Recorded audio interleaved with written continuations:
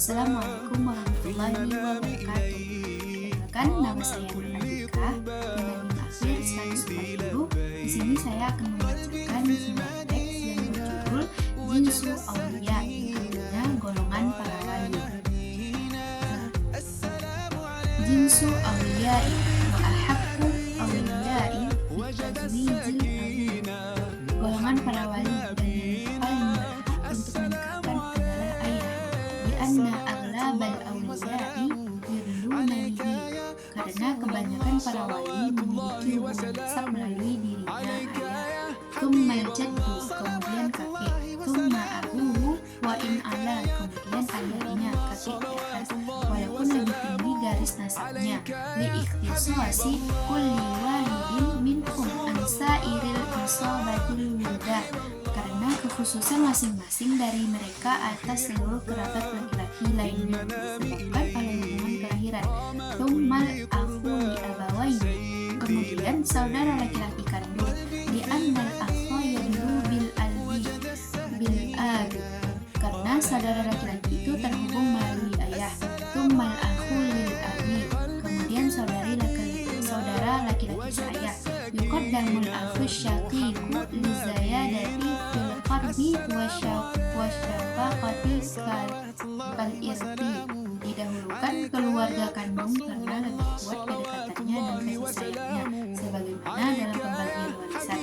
Tsumma ibnul akhil syaqiq, kemudian anak dari saudara laki-laki kandung. Tsumma ibnul akhi lil abi wa in safala, kemudian anak dari saudara laki-laki saya walaupun garis nasabnya lebih ke bawah. Li'annahu akrabu minal ammi, karena ia lebih dekat dibandingkan paman. Tsummal ammu li abawaini, kemudian paman dari kedua orang tua sekandung. Tsummal ammu lil abi, kemudian paman dari jalur ayah. Tsumma ibnu kulli minhuma wa in safala, kemudian anak-anak mereka walaupun ke bawah.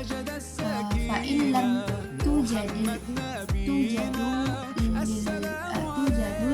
awliyai madhkuratu zawajil mu'tiqu, apabila para wali yang telah disebutkan tidak ada, maka orang yang memerdekakan budaklah yang memerdekakan. Tsumma asabatuhu kal irti fi tartibihi, kemudian kerabat laki-lakinya menurut urutan seperti perbagian warisan. Fayuqaddimul ibnu mu'tiqi, maka didahulukan putra dari orang yang memerdekakan. Tsumma ibnuhu wa in safala, kemudian keturunannya walaupun ke bawah. Tsumma abuhu, kemudian ayahnya. Tsumma jadduhu wa in ala, kemudian kakeknya walaupun ke atas. Wa hakaza, dan demikian seterusnya. Fa in lam yakul lil mu'tiqi asabatu fal mu'tiqul mu'tiqi, jika orang yang memerdekakan tidak mempunyai kerabat, maka orang yang memerdekakannya lagi menjadi wali. Tsumma asabatuhu ala tartibi al-madhkuri, kemudian kerabatnya menurut urutan yang telah disebutkan. An Ibnu Umar qala sallallahu alaihi wasallam, al-wala'ul lahmatu kaluhmatin nasab. Dari Ibnu Umar, Rasulullah sallallahu alaihi wasallam bersabda, hubungan wala itu seperti hubungan darah atau nasab. Shahahu Ibnu Hibban wal Hakim, hadis ini disahihkan oleh Ibnu Hibban dan Hakim. Di annal mu'tiqa akhrajaha minar ilal hurriyah, karena orang yang memerdekakannya telah mengeluarkannya dari perbudakan menuju kemerdekaan. Fa asbahal aba fi ikhrajihi laha ilal wujudi, maka ia menyerupai ayah dalam mengeluarkannya menuju kehidupan.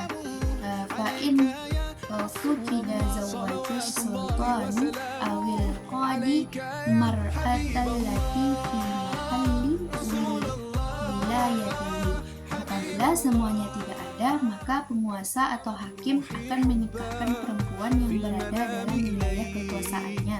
Lil hadits sabiq as-sultanu waliyu man la waliya lahu. Berdasarkan hadis sebelumnya, penguasa adalah wali bagi orang yang tidak memiliki wali. Qala sahibu sabil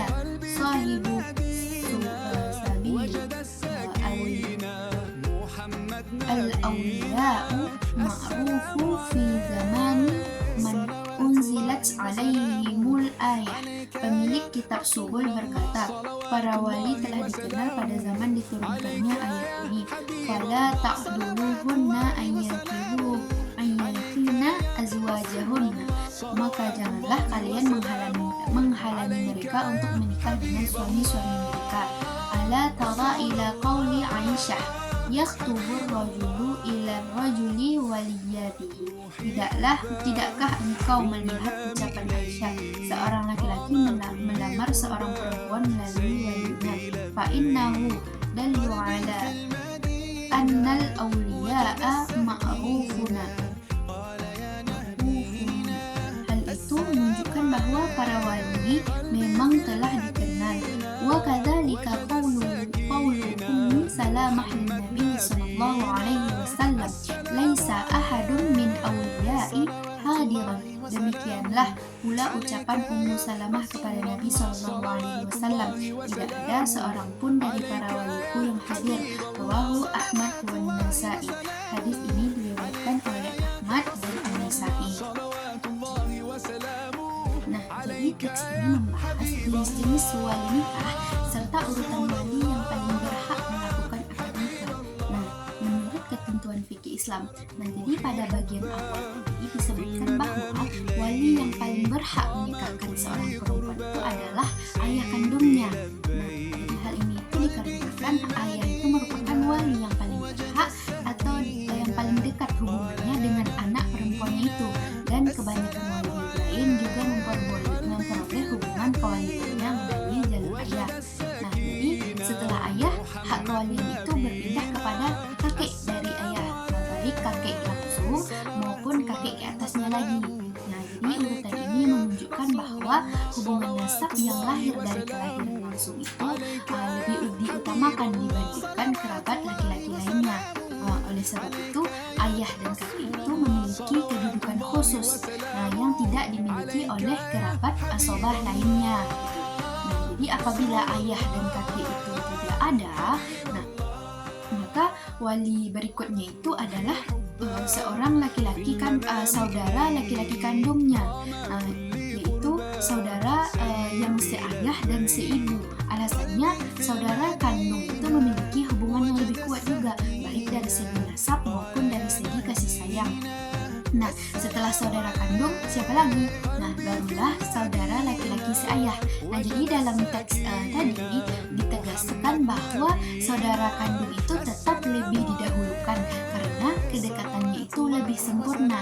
Nah, sebagaimana dalam pembagian warisan juga dikatakan bahwa saudara kandung itu lebih sempurna atau lebih dekat. Nah, jika saudara laki-laki itu tidak ada, maka kewalian itu berpindah lagi kepada anak dari saudara laki-laki. Dimulai dari anak saudara kandung, kemudian anak saudara seayah. Nah, meskipun garis keturunannya itu ke bawah, mereka itu lebih didahulukan dibandingkan paman karena secara nasab itu mereka itu lebih dekat daripada paman. Nah, setelah itu, setelah anak dari itu barulah paman dari pihak ayah. Nah, dimulai dari paman kandung atau sekandung dengan ayah, terus kemudian paman seayah.